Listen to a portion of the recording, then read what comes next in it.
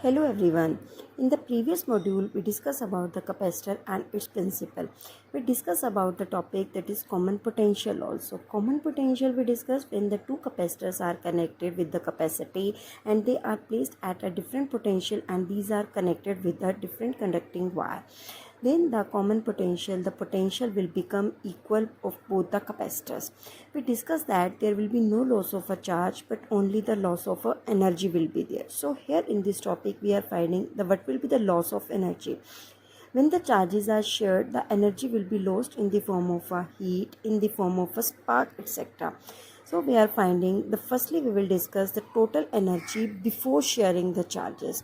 We discuss before sharing, that is U1 is equal to 1 by 2 C1 V1 square. This is a formula of energy. Two charges we are connecting, so we can write it as plus 1 by 2 C2 V2 square. Total energy after sharing the charges, U2 is equal to, after sharing the potential will become constant, so we will write 1 by 2 C1 V square plus 1 by 2 C2 V square.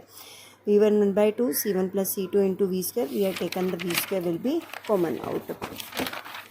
Loss of energy, so 1 by 2 C1 plus C2, we will put the value of a V. We already find out in the previous module, that is C1V plus C2V2 upon C1 plus C2 whole square, because we are having a square. Open this, we will take the LCM, C1 plus C2 2, C1 square V1 square plus C2 square V2 square plus 2 C1 C2 V1 V2. Loss of energy means the initial energy must be greater as compared to the final energy. So U1 minus U2, we will put the value of a first energy, that is C1 V1 square plus C2 V2 square upon 2 minus C1 square V1 square plus C2 square V2 square plus 2 C1 C2 V1 V2 upon 2 into C1 plus C2.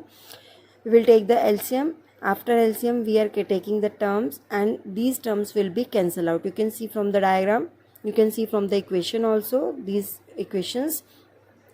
After solving all these equations, we can take C1, C2 will be common out. We will get V1 square plus V2 square minus 2 V1 V2 upon 2 into C1 plus C2. C1 C2 common out, we can write it as V1 minus V2 whole square. V1 square plus V2 square minus 2 V1 V2, so it will be the whole square of V1 minus V2, that is 2 into C1 plus C2.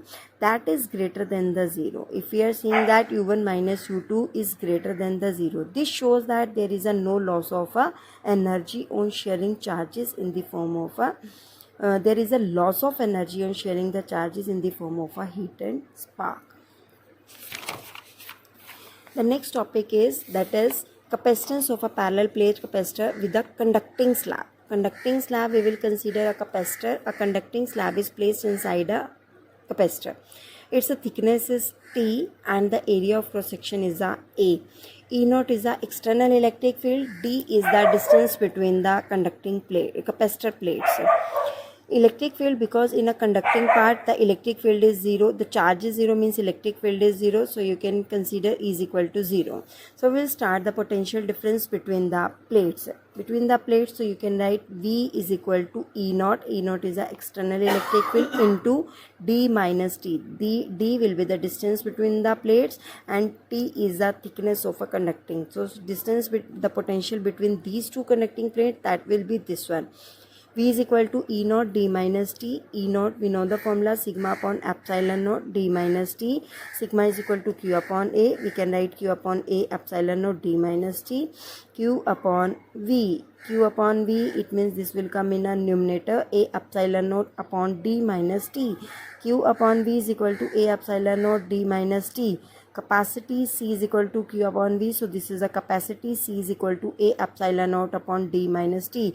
We will take D will be common out. You can write 1 minus T upon D. A epsilon naught upon D, this is a C naught. So you can see that C is greater than C naught. C is greater than C naught. You can write C is equal to C naught upon 1 minus T upon D. If we will consider T is equal to D, means T is equal to D. This will become 1. 1 minus 1 is equal to 0 and 1 upon 0 is equal to infinity. So the capacity will become the infinite. So if we will consider the thickness of a conducting plate will be equal to the distance between the capacitor plates, then the capacity to store the charges will become the infinite. The next topic is capacitance of a parallel plate capacitor with the dielectric slab. Here we are taking a dielectric slab, means the electric field which is existing inside a dielectric slab is not equal to 0. The same diagram we are considering here. The parallel plate capacitor, the dielectric slab is placed inside it. The thickness is T and the area of cross section is A. D is the distance between these two plates.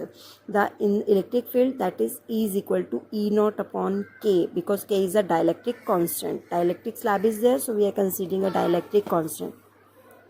We can write the formula of C naught. C naught is equal to A epsilon naught upon D. Epsilon E naught is equal to sigma upon epsilon naught. The same thing we can write V is equal to E naught D minus T. This is this one, the potential due to this charge, this distance. V is equal to E naught into D minus T plus electric field inside this and into the T, thickness of a dielectric slab, this one, because the electric field will be existing inside a dielectric slab. This is due to this one. V is equal to E naught D minus T plus E naught upon K into T. V is equal to E naught D minus T plus T upon K. We will take E naught will be the common out. Sigma upon epsilon naught, the value of E naught is sigma upon epsilon naught D minus T plus T upon K. Sigma value is Q upon A epsilon naught D minus T plus T upon K. Q upon V, Q upon V. A up epsilon naught upon D minus T plus T upon K. Again we can consider the D will be common out. The same we can write, the C is greater than C naught. C is greater than C naught. This one for the capacitance of a parallel plate capacitor with the dielectric slab. Thank you.